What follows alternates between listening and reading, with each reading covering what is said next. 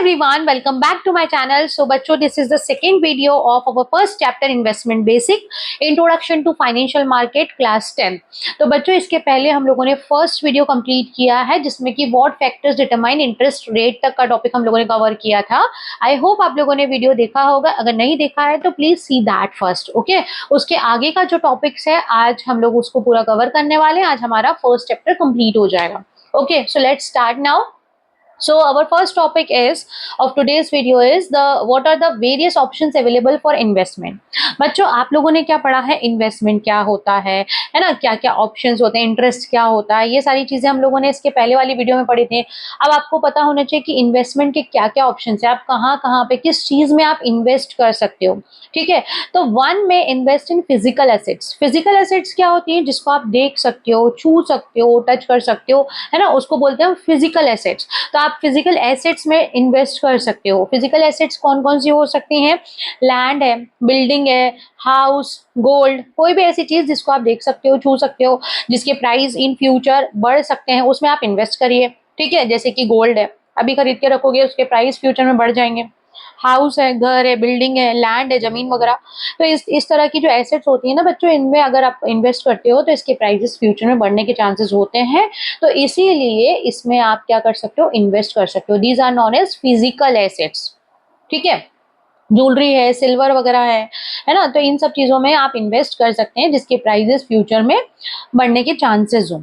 ठीक है, अब उसके बाद फाइनेंशियल एसेट्स, है ना, ये तो हो गई आपकी फिजिकल एसेट. फिजिकल एसेट मतलब क्या था, जिसको आप देख सकते हो, छू सकते हो. जैसे गोल्ड खरीदा आपने, गोल्ड को देख सकोगे, छू सकोगे. जमीन जायदाद खरीद ली, बिल्डिंग वगैरह खरीद ली, उसको आप देख सकते हो, छू सकते हो. तो फिजिकल एसेट्स हो सकती हैं, उसको फिजिकल एसेट्स बोलते हैं. Now next is financial asset. Financial assets ऐसे इंस्ट्रूमेंट्स होते हैं, इन्वेस्टमेंट होते हैं इन फाइनेंशियल इंस्ट्रूमेंट जिसको आप फिजिकली देख नहीं सकते हो, छू नहीं सकते, बट होते हैं. जैसे कि आप बॉन्ड्स में, म्यूचुअल फंड में, शेयर्स वगैरह में इन्वेस्टमेंट करते हो, डिबेंचर्स में इन्वेस्टमेंट करते हो. अभी इन टर्म्स को हम लाइन से पढ़ेंगे कि क्या होती हैं. बट ऐसे इंस्ट्रूमेंट्स जिसमें कि आप इन्वेस्ट करते हो, जैसे पॉलिसीज वगैरह होती है ना, पॉलिसीज होती है, म्यूचुअल फंड्स होते हैं, नाम तो सुने होंगे आप लोगों ने, है ना, इसको डिटेल में अभी हम पढ़ते हैं. इन सब एसेट्स को बोलते हैं फाइनेंशियल एसेट्स, जिसको आप यूजुअली छू नहीं सकते हो, देख नहीं सकते हो, बट हाँ, आपका पैसा बढ़ता है. ठीक है, but represent a financial claim and help investor to earn income और इंक्रीज वेल्थ. ठीक है, ऊपर वाले कौन से हो गए, फिजिकल एसेट, जिसको आप देख सकते हो, छू सकते हो, अगर आप उसको खरीदते हो आपका पैसा इन फ्यूचर बढ़ता है. फाइनेंशियल एसेट्स कौन से हो गए, जिसको आप देख नहीं सकते यूजुअली, है ना, छू नहीं सकते हो, बट आप उसका क्लेम ले सकते हो, इन फ्यूचर आपका जो पैसा है वो बढ़ता है इन सब चीजों में, जैसे कि एसआईपी वगैरह होती है ना. चलिए, अब लाइन से हम इनके एग्जाम्पल पढ़ते हैं. बैंक फिक्स डिपॉजिट, बैंक में आपने डिपॉजिट करवा दिया भाई, एफडी वगैरह करा दी. ठीक है, तो एफडी जो है वो आपका लॉन्ग टर्म इन्वेस्टमेंट है, जिसमें कि आप पैसा जमा करते हो और 1 साल बाद, 2 साल बाद, 5 साल बाद या 10 साल बाद, जितने भी ईयर्स की आपने एफडी कराई है, उसके बाद आप उसको पैसा निकालते हो with interest. Shares, debentures, bonds, mutual fund, public provident fund, national saving certificate. These are certain examples. इनका आगे हमें एक्सप्लेनेशन दिया हुआ है. ठीक है, now what are short term financial options. अब अपने को इसमें फाइनेंशियल ऑप्शंस बताने हैं. फिजिकल एसेट नहीं, फिजिकल एसेट्स कौन सी थी, जिसको आप देख सकते हैं, छू सकते हैं, आपको पता भी है गोल्ड क्या होता है, सिल्वर क्या होता है, ज्वेलरी क्या होती है, बिल्डिंग क्या होती है. अब हम कौन से ऑप्शंस पढ़ रहे हैं, financial. Short term financial option मतलब कि छोटे समय के लिए अगर अब मुझे इन्वेस्ट करना है, फाइनेंशियल ऑप्शन कौन से हैं जिनमें मैं इन्वेस्ट कर सकती हूँ. So sometimes we have extra money that we may need after few days, months और विद इन अ ईयर. कई बार हमारे पास पैसा होता है जो कि हमें कुछ मंथ के अंदर, कुछ दिनों के अंदर या 1 साल के अंदर अंदर हमें उसका यूज नहीं होता, लेकिन हम इतने दिन तक हम उसको सेव कर सकते हैं, है ना, मतलब इन्वेस्ट कर सकते हैं. In such cases we should invest in short term financial option. कई बार आपका पैसा, आपको पता है कि भाई कुछ महीनों बाद मुझे पैसा चाहिए या 1 साल में पैसा चाहिए, है ना. अब आपके पास सेविंग है, आप उसको इन्वेस्ट करोगे तो कहाँ पे इन्वेस्ट करोगे, शॉर्ट टर्म फाइनेंशियल ऑप्शन में इन्वेस्ट करना चाहिए आपको. तो शॉर्ट टर्म फाइनेंशियल ऑप्शन के ऑप्शन देखेंगे अपन लोग. First one is saving bank account. Saving bank account क्या होता है, आपका जो बैंक है, बैंक में आप पैसे जमा कर दो, है ना, रेगुलर बेसिस पे बैंक में पैसे जमा करो, बैंक उस पे आपको ब्याज देगी. The bank page interest on the amount deposited and you can withdraw money when ever you need it. है ना, जो आपका बैंक है, अगर आप उसमें पैसे जमा करते हो, बैंक उसको आपको इंटरेस्ट देती है, कम रेट देती है, क्योंकि सेविंग बैंक पे इंटरेस्ट रेट बहुत कम होता है, क्योंकि उसमें कस्टमर कभी भी पैसा निकाल लेता है ना, तो इसीलिए बैंक उस पर ब्याज कम देती है। ठीक है, तो सेविंग बैंक लेकिन एक ऐसा ऑप्शन है कि जिसमें आपको जब पैसा चाहिए आप इजिली निकाल सकते हो। ठीक है, तो ये एक ऑप्शन है शॉर्ट टर्म। शॉर्ट टर्म मान लो कि मुझे आज मैंने पैसे डाले हैं सेविंग बैंक अकाउंट में, मुझे कल ही चाहिए तो कल ही मैं निकाल लूंगी, 10 दिन बाद चाहिए तो 10 दिन बाद निकाल लूंगी, तो 10 दिन का मुझे ब्याज मिल जाएगा। ठीक है, तो saving bank account is one option. Real life example I've given here. Suppose your parents give you 5,000 every month for expense. You spend 4,000 and deposit the remaining. 5,000 रुपए महीना आपके पेरेंट्स देते हैं, जिसमें से आप 4,000 खर्च कर देते हो, तो 1,000 जो बचता है वो आप सेविंग बैंक अकाउंट में डाल दो। बैंक आपका पैसा सेफ रखता है और साथ ही साथ उस पर आपको इंटरेस्ट भी देता है। ठीक है, की पॉइंट्स क्या क्या है इसके? मनी इज सेफ, आपका पैसा सुरक्षित होता है, and easy to deposit and withdraw, कभी भी आप जमा कर सकते हो, निकाल सकते हो, और इंटरेस्ट भी मिलता है इसके ऊपर बच्चों, है ना। ठीक है, now next is money market and liquid funds. Money market और लिक्विड फंड क्या होता है? ये म्यूचुअल फंड टाइप ऑफ ही होता है। म्यूचुअल फंड में क्या होता है ना कि काफी सारे इन्वेस्टर्स जो होते हैं अपने को पैसा देते हैं, इन्वेस्टर्स को पैसा देते हैं। देखो, मुझे इन्वेस्ट करना नहीं आता तो मैंने अपना पैसा म्यूचुअल फंड में लगा दिया। अब म्यूचुअल फंड वाले क्या करते हैं, सब जगह से थोड़ा थोड़ा पैसा लेके, आपको पैसा लगाना नहीं आता कहीं पे तो आपने भी म्यूचुअल फंड में इन्वेस्ट कर दिया। अब वो लोग हम सबसे क्या करते हैं, पैसा लेते हैं और कहीं पे बड़ी जगह पे लगाते हैं, पैसा इन्वेस्ट करते हैं, और जिस जिस उस पे वो लोग जितना कमाते हैं उसके हिसाब से हमको भी दे देते हैं। ठीक है, तो ये होते हैं म्यूचुअल फंड। अब ये लिक्विड फंड है, मनी मार्केट और liquid fund, it is more or less like mutual fund, but ये शॉर्ट टर्म के लिए, short term and safe financial instrument, they generally provide better return than a saving bank account. Saving bank account में आपको interest rate कम मिलता है, जैसे कि मैंने भी आपको बताया था ना, इंटरेस्ट बैंक है ना सेविंग बैंक पे बहुत कम देती है। क्यों कम देती है? क्योंकि उसमें कस्टमर श्योरिटी नहीं होती ना कि आप कितने टाइम में पैसा निकालोगे, हो सकता है आप कल ही पैसा मांगने आ जाओ, तो बैंक पैसा कमाएगी कैसे, आपके पैसे को वो कहीं इन्वेस्ट कैसे करेगी। ठीक है, इसीलिए वो सेविंग बैंक में आपको कम इंटरेस्ट देते हैं। तो मनी मार्केट और लिक्विड फंड क्या होता है, it is more or less kind of mutual fund की तरह होते हैं। ये शॉर्ट टर्म के लिए होते हैं, इट इज सेफ इन्वेस्टमेंट, और मजे की बात यह है कि ये सेविंग बैंक से आपको ज्यादा अर्निंग दे सकता है, बेटर रिटर्न दे सकता है, while allowing quick access to money. Okay, real life example, suppose your father receive a bonus of 1 lakh but he plans to buy a car after 3 months. 3 महीने बाद उनको कार खरीदनी है, आपके पापा को 1 लाख रुपए का बोनस मिला है, तो भाई 1 लाख रुपए 3 महीने तक अगर ऐसे ही आप रखे रहोगे अपने पास कि भाई 3 महीने बाद कार खरीदनी है, तो 1 लाख रुपए आपको बढ़ के तो नहीं मिलेंगे ना, वो 1 लाख का 1 लाख ही रहेगा। लेकिन अगर आप इन्वेस्ट कर दोगे, है ना, तो instead of keeping the money ideal he invest it in liquid fund. Liquid fund में उन्होंने इन्वेस्ट कर दिया, तो जब तक कि वो यूज नहीं कर रहे हैं उस पैसे को, तब तक उस पर कुछ रिटर्न उनको मिल सकता है, कुछ पैसा वो कमा सकते हैं, उस 1 लाख रुपए से भी रुपया कमाया जा सकता है। ठीक है, now next is fix deposit with bank. Fix deposit I hope सभी को पता है, एफडी जिसको हम बोलते हैं, बैंक में हम एफडी कराते हैं।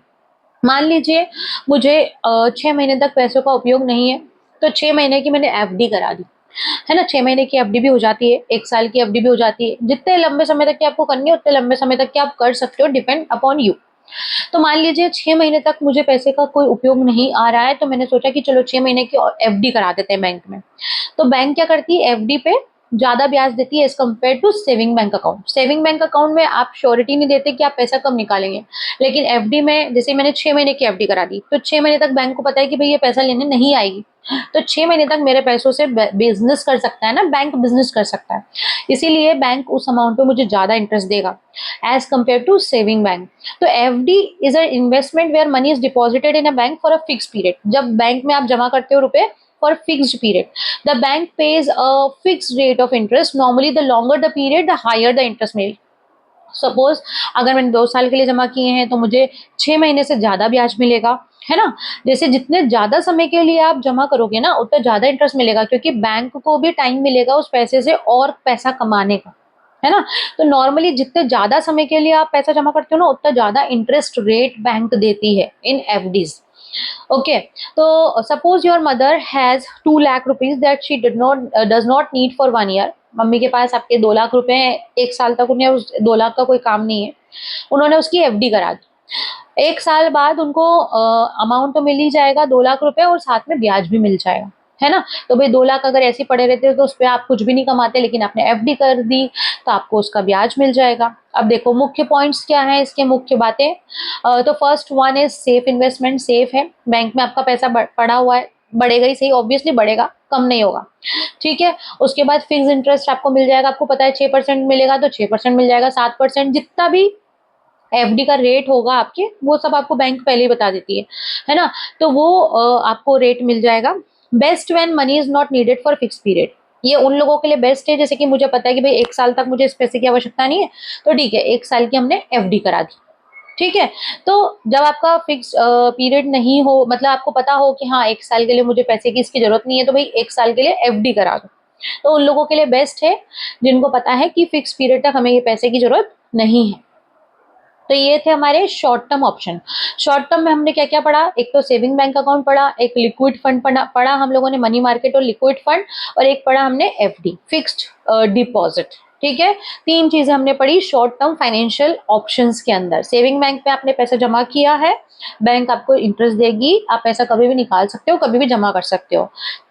ठीक है, नेक्स्ट है liquid fund, it is like more or less like mutual fund, short term के लिए होता है, सेफ इन्वेस्टमेंट होता है, इसमें बेटर रिटर्न मिलता है as compare to saving bank account. Okay, now fix deposit with bank मतलब एफडी, बैंक में आप पैसा जमा कराते हो फॉर फिक्स्ड पीरियड। ठीक है, और उस पर बैंक आपको ब्याज देती है। तो ये 3 ऑप्शन हो गए शॉर्ट टर्म इन्वेस्टमेंट के लिए।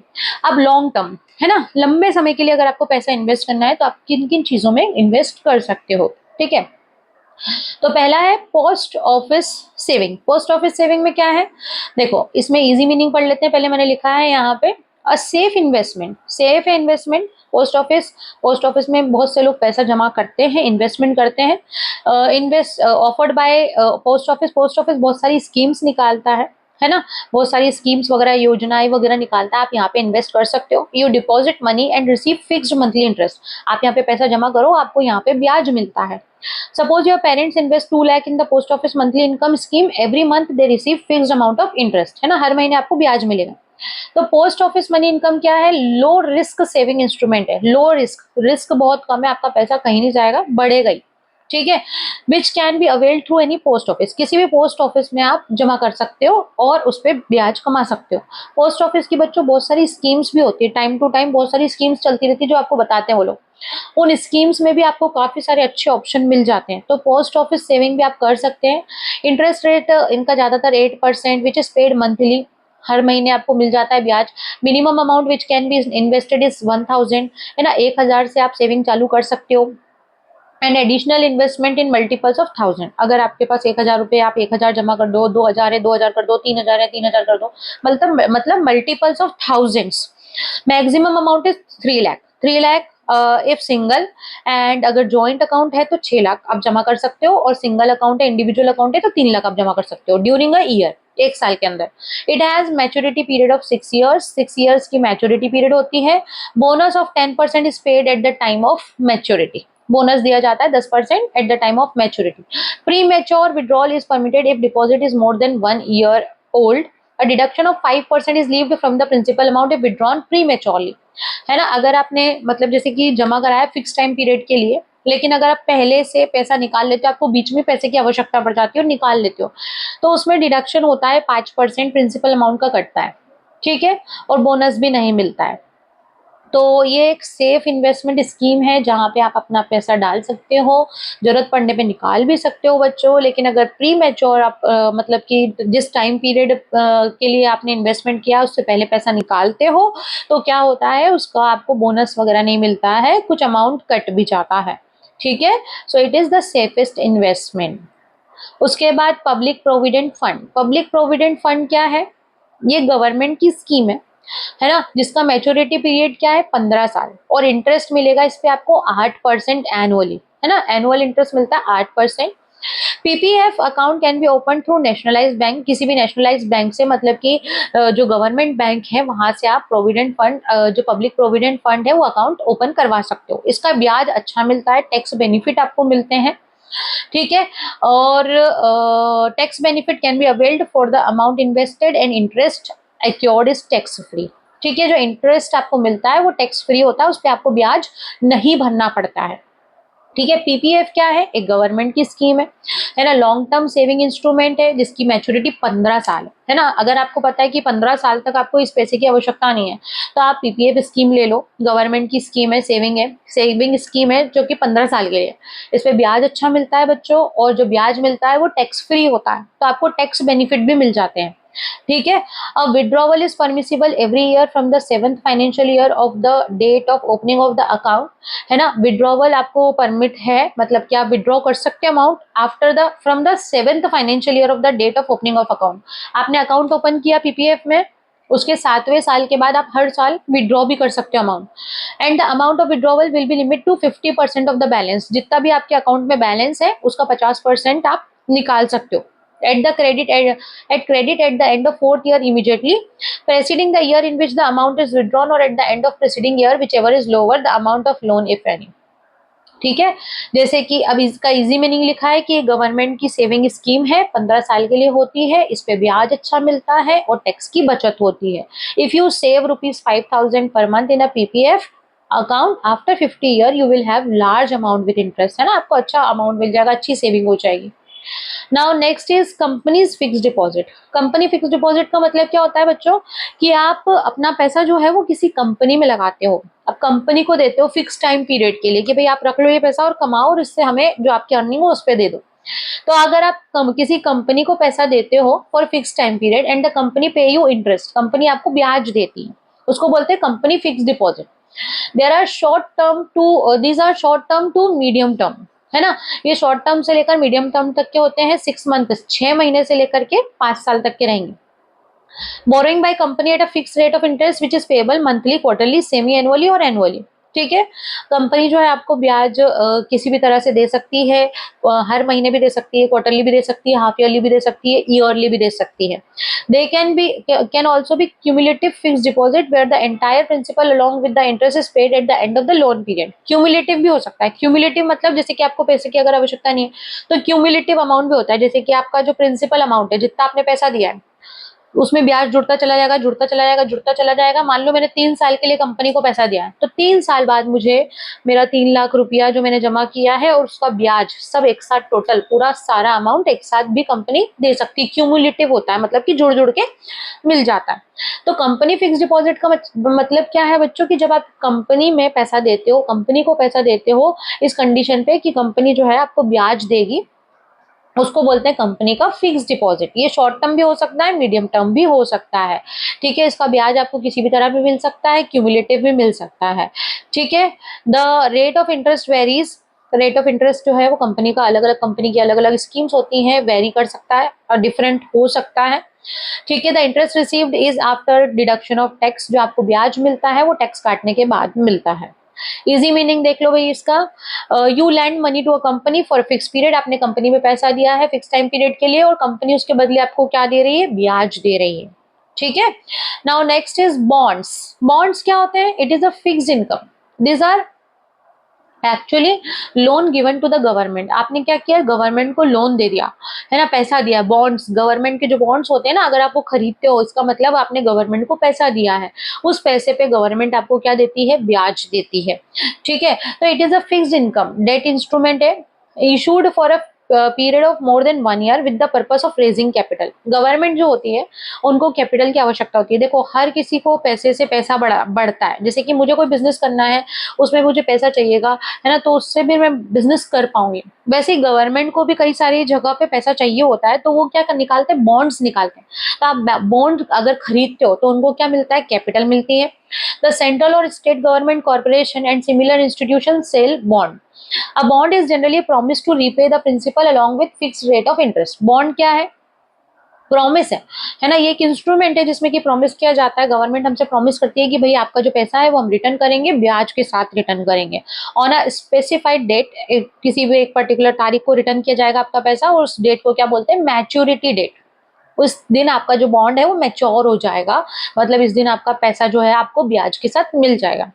These are the loans given by investor to the government और कंपनीज, कंपनी को या फिर गवर्नमेंट को आप पैसा देते हो इन्वेस्ट करने के लिए, है ना, और इशूड बाय गवर्नमेंट और पब्लिक सेक्टर इसको इशू करते हैं। Debentures are issued by private company, जो डिबेंचर्स होते हैं, बॉन्ड्स होते हैं बच्चों, बॉन्ड्स गवर्नमेंट इशू करेगी, डिबेंचर जो होते हैं वो कंपनी इशू करते हैं। ये बॉन्ड जो होते हैं ये गवर्नमेंट को आप लोन दे रहे हो, डिबेंचर जो है ये आप प्राइवेट कंपनी को लोन दे रहे हो, ठीक है। तो ये एक तरह का लोन है जो कि आप दे रहे हो, जिसपे कि आपको ब्याज मिलता है, okay. Then mutual fund, mutual fund अपने ऊपर भी मैंने थोड़ा सा मीनिंग बताया था। जब आप लोग पैसा क्या करते हो, आप लोग पैसा देते हो, जो छोटे छोटे इन्वेस्टर्स होते हैं वो बड़े इन्वेस्टर को पैसा दे देते हैं। Many people pool their money together, many people, मेरी तरह बहुत सारे लोग ने थोड़ा थोड़ा पैसा दिया बड़े इन्वेस्टर को।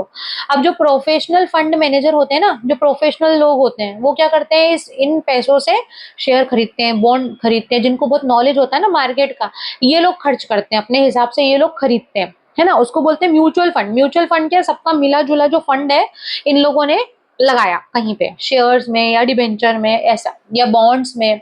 तो 100 पीपल इन्वेस्ट ₹5,000 ईच, मान लो 100 लोगों ने 5-5 हजार लगाया है।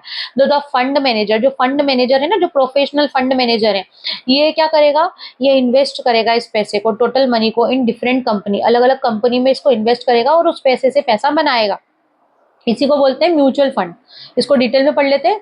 These are fund operated by investment company which raises from the public and invest in group of assets, ठीक है, लोगों से पैसा लिया है और उसको जगह जगह इन्वेस्ट किया है, शेयर्स में, डिबेंचर्स में, in accordance with the stated set of objective. It is substitute for those who are unable to invest directly. मान लो मुझे डर लगता है भाई, शेयर में पैसा लगाने से मुझे डर लगता है, डिबेंचर में पैसा लगाने से मुझे डर लगता है, मुझे लगता है कि भाई मेरा पैसा डूब ना जाए, मुझे नॉलेज भी नहीं है मान लीजिए, तो हम क्या करते हैं, म्यूचुअल फंड में इन्वेस्ट करते हैं। तो वो लोग जो प्रोफेशनल्स होते हैं ना, वो हमारा पैसा इन्वेस्ट करते हैं शेयर्स में, डिबेंचर्स में, ठीक है। तो यही होते हैं बच्चों म्यूचुअल फंड। इसके बाद हम आ जाते हैं, what is stock exchange. Stock exchange क्या है, it is a market place, ये एक मार्केट है, जैसे कि आप सब्जी भाजी वगैरह खरीदने जाते हो ना, एक जगह होती है, एक मार्केट होता है जहाँ पे आपको सब्जियां मिल जाती हैं, वेजिटेबल्स मिल जाती हैं, फ्रूट्स वगैरह मिल जाते हैं ना, तो वो एक मार्केट होता है, वेजिटेबल मार्केट। उसी तरह जो शेयर्स, स्टॉक एक्सचेंज मार्केट मतलब जहाँ पे आप शेयर्स, सिक्योरिटीज, डिबेंचर्स, बॉन्ड्स वगैरह ये सब खरीदते हो ना एक जगह, उस प्लेस को, उस मार्केट को कहा जाता है स्टॉक एक्सचेंज, है ना। स्टॉक एक्सचेंज क्या है, एक ऐसी मार्केट प्लेस है जहाँ पे सिक्योरिटीज की बाइंग एंड सेलिंग की जाती है। सिक्योरिटीज मतलब शेयर, डिबेंचर, बॉन्ड वगैरह ये सब बेचे खरीदे जाते हैं, उसको बोलते हैं स्टॉक एक्सचेंज। अब देख, हमारे यहाँ के जो स्टॉक एक्सचेंज है वो कौन कौन से हैं, एनएसई, बीएसई, एनएसई मतलब नेशनल स्टॉक एक्सचेंज, और एक है बॉम्बे स्टॉक एक्सचेंज जो हमारे इंडिया में चलता है ना। तो the securities contract regulation act 1956 define stock exchange as any body of individual whether corporated or incorporated constitute for the purpose of assisting, regulating और controlling the business of buying and selling of dealing in securities। ये एक ऐसा market है बच्चों जहाँ पे securities की dealing होती है, और यहाँ पे जो सिक्योरिटीज डील होती है ना बच्चों, जो स्टॉक एक्सचेंज होता है, जो मार्केट होता है, it is the safest place, मतलब कि यहाँ पे धोखेबाजी वगैरह नहीं होती है ना, ये रजिस्टर्ड होते हैं, ये कॉन्ट्रैक्ट रेगुलेशन एक्ट के अंडर आती है ये बॉडी, और it is like a market only where securities are brought and sold. So stock exchange could be regional stock exchange whose area of operation jurisdiction is specified at the time of its recognition, or national exchanges which are permission to have nationwide trading since inception, है ना। Stock exchange area wise भी हो सकते हैं, है ना, जैसे कि NSC was incorporated as a national stock exchange. NSC क्या है, नेशनल स्टॉक एक्सचेंज है आपका। बीएसई बॉम्बे स्टॉक एक्सचेंज है। तो इस तरह से स्टॉक एक्सचेंज क्या है, एक मार्केट है जहाँ पे सिक्योरिटीज की बाइंग और सेलिंग यानी कि डीलिंग की जाती है, ठीक है। सिक्योरिटीज मतलब शेयर्स, डिबेंचर्स वगैरह। एग्जाम्पल भी देखो मैंने दिया हुआ है, just like vegetables are brought in a vegetable market, shares are brought and sold on the stock exchange. Now equity shares. Equity shares क्या होते हैं बच्चों, शेयर का मतलब क्या होता है, कंपनी का एक हिस्सा, है ना, एक पार्ट आपने खरीद लिया है। है ना। एक कंपनी होती है, उसके जो हिस्से हैं ना छोटे छोटे हिस्सों में बांट दिए जाते हैं, अलग अलग हिस्सों में, तो उस हिस्से को बोलते हैं शेयर। आपने जितने पैसे का शेयर खरीदा है उतना हिस्सा आपने कंपनी का खरीद लिया है, ठीक है, उतना हिस्से का आपको जो प्रॉफिट है वो आपको मिलेगा, ठीक है। तो टोटल इक्विटी, जितनी भी कंपनी की इक्विटी कैपिटल होती है ना, इक्विटी शेयर की जितनी भी कैपिटल होती है उसको टोटल छोटे छोटे हिस्सों में, इक्वल हिस्सों में डिवाइड कर लिया जाता है, ठीक है, और उसी पर्टिकुलर हिस्से को शेयर कहा जाता है। मान लीजिए कंपनी की टोटल इक्विटी है, ये कितना अमाउंट दे रखा है, 1 2 3 4 5 6 7 8, 8 डिजिट्स दे रखी हैं आपकी यहाँ पे, लैक्स, 30 लाख, है ना। तो मान लीजिए इतनी आपकी कैपिटल है, उसको नंबर ऑफ शेयर में हमने डिवाइड कर लिया, 10 रुपए का एक शेयर है, each such unit of 10 rupees, हर 10 रुपए जो है वो एक शेयर है, हिस्सा है। अब मेरे को कितने शेयर खरीदने हैं वो डिपेंड करता है मेरे ऊपर, मुझे एक शेयर खरीदना है 10 रुपए में इन्वेस्ट करूंगी कंपनी में, 2 शेयर खरीदना है 20 रुपए इन्वेस्ट करूंगी, तो ऐसे करके शेयर्स की वैल्यू है। Thus, the company then said is to have 20 lakh equity shares of rupees 10 each. The holder of such share are member of the company. जिसने भी इक्विटी शेयर खरीदे हैं, शेयर्स खरीदे हैं, वो कंपनी का मेंबर बन जाता है। और इक्विटी शेयर्स अगर आप खरीदते हो तो कंपनी में आपको वोटिंग राइट मिलते हैं, ठीक है। तो it is a share means a small part of the ownership of a company. If pizza has 8 slices, 1 slice represent a share, है ना। मान लो एक पिज्जा है, उसकी 8 स्लाइस है, हर एक स्लाइस मान लीजिए 100 रुपए की, टोटल 8 स्लाइसेस है। मान लो मेरे को एक स्लाइस चाहिए, मैंने एक स्लाइस खरीद ली, 100 रुपए की स्लाइस खरीद ली, मेरे को 100 रुपए का मेरा हिस्सा हो गया एक स्लाइस, ठीक है। ऐसे पूरा 800 रुपए का पिज्जा है, अगर मान लो मुझे 2 स्लाइस चाहिए, मैंने 200 रुपए की खरीद ली, है ना। तो इस तरह से कंपनी का शेयर बिकता है बच्चों, है ना। पिज्जा की तो अलग अलग स्लाइस नहीं बिकती है, लेकिन कंपनी का हिस्सा जो है ऐसे छोटे छोटे पार्ट्स में डिवाइडेड होता है। आपको जितने शेयर खरीदने हैं आप उसके अकॉर्डिंग आप खरीद सकते हो। और इक्विटी शेयर मतलब जो इक्वल ओनर्स होते हैं, इक्विटी शेयर होल्डर जो होते हैं ना बच्चों, ये रियल ओनर्स होते हैं, ये कंपनी में वोट भी दे सकते हैं, वोटिंग राइट इनके पास होते हैं। Now what is debt instrument? Date instrument क्या होता है? ये प्रूफ है, डेट इंस्ट्रूमेंट, ये इंस्ट्रूमेंट एक प्रूफ होता है कि भाई आपने किसी को पैसा दे रखा है जो कि आपका पैसा रिटर्न करेगा विथ इंटरेस्ट, ठीक है। It is the proof, debt instrument is a proof, ये कॉन्ट्रैक्ट की तरह होता है जो कि प्रूफ होता है कि भाई आपने किसी को पैसा दिया है और वो पर्सन जो है आपको पैसा लौटाएगा ब्याज के साथ, ठीक है। तो debt instrument represent a contract where by one party lend money to another, एक पार्टी ने पैसा दिया दूसरी पार्टी को ऑन प्री डिटरमाइंड टर्म्स, कुछ टर्म्स एंड कंडीशन पे, with regards to rate and periodicity of interest, repayment of principal amount by the borrower to the lender. मतलब कि उसके अंदर पूरी कंडीशन लिखी हुई है कि कब आपको ब्याज मिलेगा, कितना आपका प्रिंसिपल अमाउंट है, कितना आपको इंटरेस्ट मिलेगा। तो ये क्या है? एक प्रूफ है। डेट इंस्ट्रूमेंट क्या है? It is a proof that you have lent money to someone, आपने किसी को पैसा दे रखा है, ठीक है, और वो बदले में आपको ब्याज देंगे। Example, you lend 50,000 to a company, आपने 50,000 एक कंपनी में लगाया है, कंपनी ने आपको प्रॉमिस किया है 8% इंटरेस्ट देगी। तो ये जो इंस्ट्रूमेंट है ना, डेट इंस्ट्रूमेंट, इसके अंदर सारी टर्म्स एंड कंडीशन लिखी होती है, ठीक है। Now next point is what is derivative? Derivative क्या होता है? डेरिवेटिव क्या होता है बच्चों की, जैसे कि it's value depends on another assets, जैसे कि गोल्ड बॉन्ड्स होते हैं, है ना। जैसे कि गोल्ड बॉन्ड्स स्कीम्स वगैरह होती हैं, अगर मैंने उसमें इन्वेस्ट किया, उसमें पैसा ये बढ़ेगा या घटेगा किस कंडीशन पे? अगर मान लो गोल्ड का रेट बढ़ रहा है या घट रहा है, तो गोल्ड की सिक्योरिटी का भी रेट बढ़ेगा या घटेगा। तो डेरिवेटिव क्या होता है? जिसमें एक चीज से दूसरी चीज की वैल्यू पे फर्क आता है, उसको बोलते हैं डेरिवेटिव। जैसे कि derivative is a product whose value is derived from the value of one or more basic variables called underlying, जो उस पर डिपेंड होते हैं उनकी वैल्यू में चेंजेस आते हैं, तो डेरिवेटिव्स में चेंज आते हैं। The underlying assets can be equity, index, foreign exchange, commodity और एनी अदर एसेट्स। किसी भी चीज से अगर आपके कंपनी के चीजों पे, शेयर्स पे, सिक्योरिटीज पे फर्क आ रहा है, उसको बोलते हैं हम derivative. Derivative product initially emerge as hedging devices against fluctuation in commodity prices, and commodity linked derivative means the sole form of such product for almost 300 years. The financial derivative come into spotlight.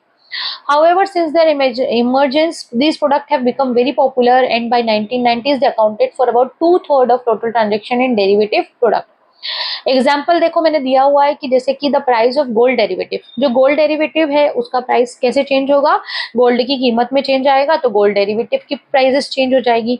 तो company के shares, bonds, currency, किसी भी वजह से अगर जो एक एक की चीज प्राइस जो दूसरे पे अगर फर्क डालती है तो उसको बोलते हैं derivative. Its value depend on another assets, दूसरी एसेट्स पे इसकी वैल्यू डिपेंड करती है, लाइक शेयर्स, गोल्ड, करेंसी।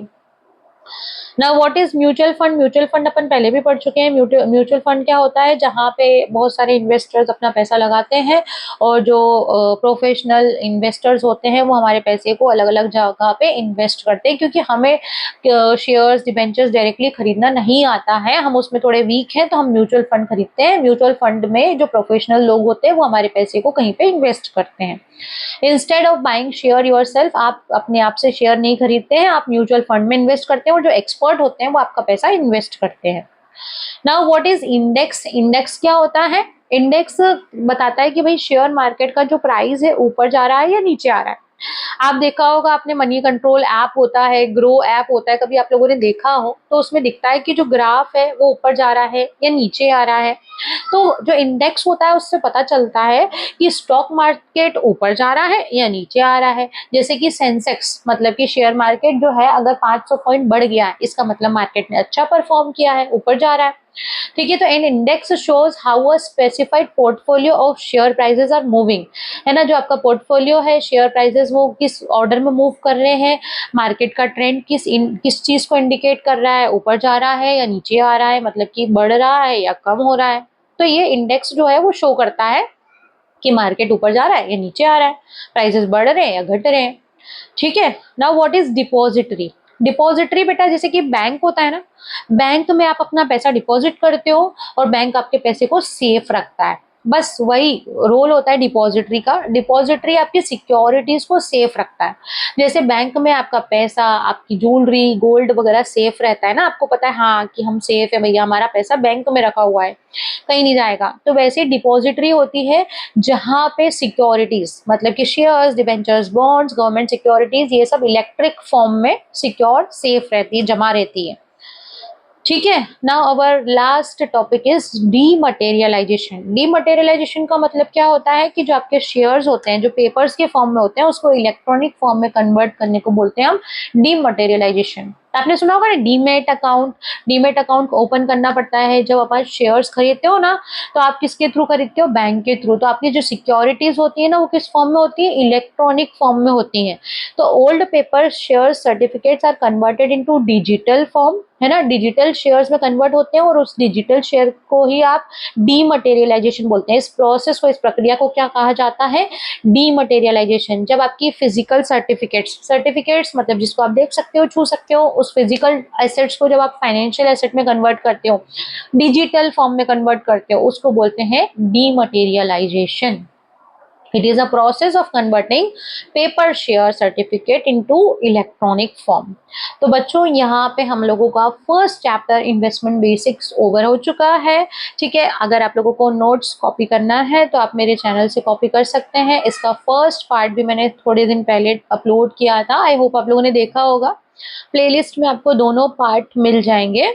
ठीक है, तो you can watch that also. और यहाँ पे मैंने इजी मीनिंग्स दे रखे हैं, अगर आपको नोट डाउन करना है तो आप कर सकते हो। It is easy to learn and understand also. ठीक है, एग्जाम्पल के साथ मैंने इजी मीनिंग इसीलिए हाईलाइट किया हुआ है, क्योंकि कई बार हमको डिफिकल्ट लैंग्वेज लर्न नहीं होती, तो आप इजी मीनिंग भी लर्न कर सकते हो। Okay, I hope the topic and the chapter is clear to you all. I will upload the next chapter also soon. Thank you for watching. अगर video अच्छा लगा है तो please like share subscribe my channel. Thank you, bye bye.